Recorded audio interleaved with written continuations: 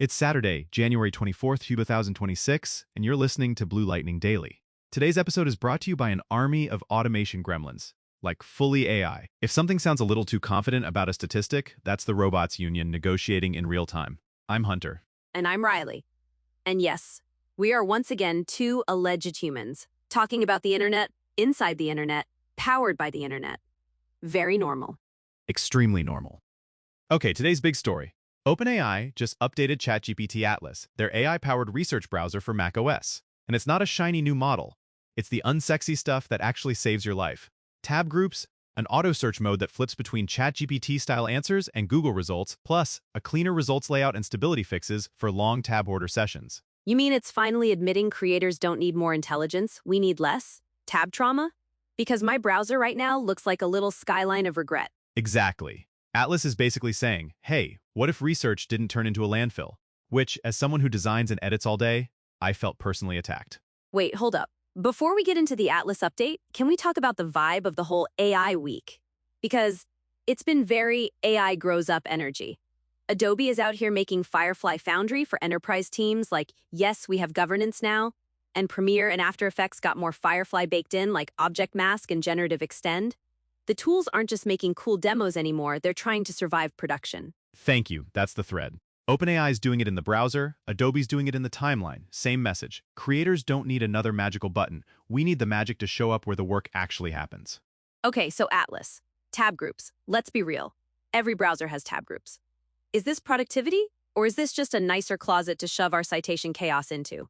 Great question. The tell is whether it helps you come back tomorrow without reconstructing your brain. Like if I'm doing a client campaign, I want a group for brand voice refs, a group for competitor swipes, a group for stats and quotes, and a group for visual inspiration. And then when the client goes, can we revisit that angle from earlier? I'm not re-Googling the same thing like I have amnesia. So it's less organized for aesthetics and more organized for multi-day content ops. Because creators don't just research once. We research, draft, get feedback, then someone's boss says, do we have a source for that? And suddenly it's research part 2, the sequel nobody asked for. Exactly, and Atlas is trying to preserve context. Tab groups makes the browser feel like a workspace instead of a chaotic hallway with doors you can't label. Okay, but the sneaky feature is auto search. Like Atlas deciding if your query should get a ChatGPT answer or Google links? Are we gaining speed or quietly outsourcing editorial judgment to a routing algorithm? Both can be true. The speed part is real. You stop doing the, should I Google this or ask ChatGPT, micro decision every time? Over a day, that's a lot of friction removed. But the risk is, it's a black box. Like, if it chooses ChatGPT mode when I actually need primary sources, now I'm reading a clean summary and my brain is like, seems legit, and then I'm building a script on vibes. Yep. Here's my rule. Auto mode is great for framing, comparisons, brainstorming angles, and quick definitions. But anytime you're pulling facts, claims, or numbers, you still need the link trail. Like, treat auto as a helpful intern, not your standards editor.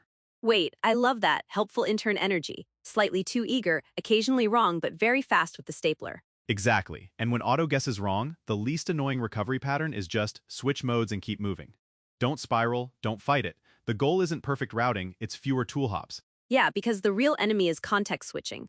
Like the moment I leave my flow state to copy a link into a notes app, then paste it into a doc, then open a chat tool to summarize it, it's over. I'm suddenly online shopping for a microphone I don't need. That's your creative brain trying to escape.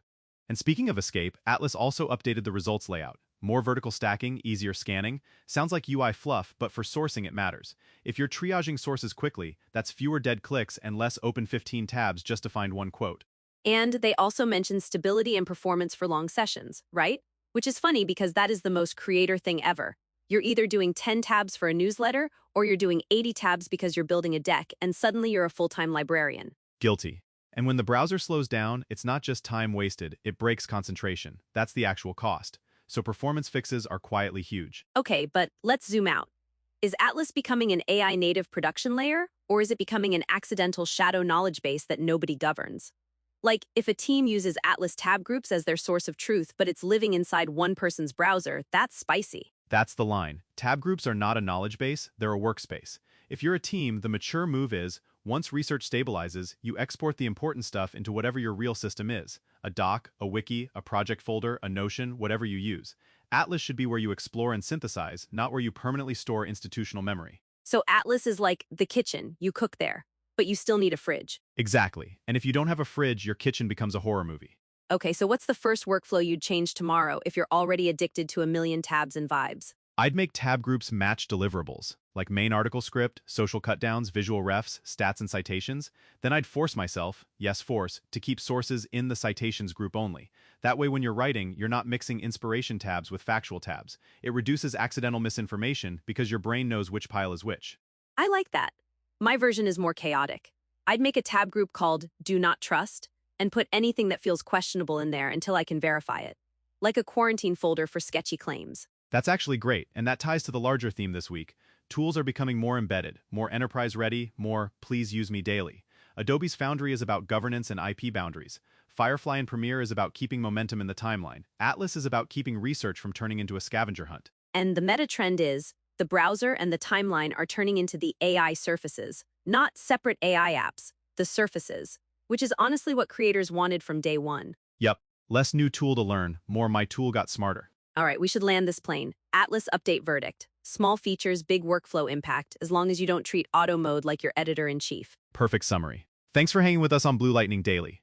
If you want more AI news that's actually useful for creators, go hit bluelightningtv.com. Subscribe wherever you're listening, and if today's fully automated robot episode accidentally grouped all your tabs into miscellaneous feelings, just know we're working on it. Catch you next time.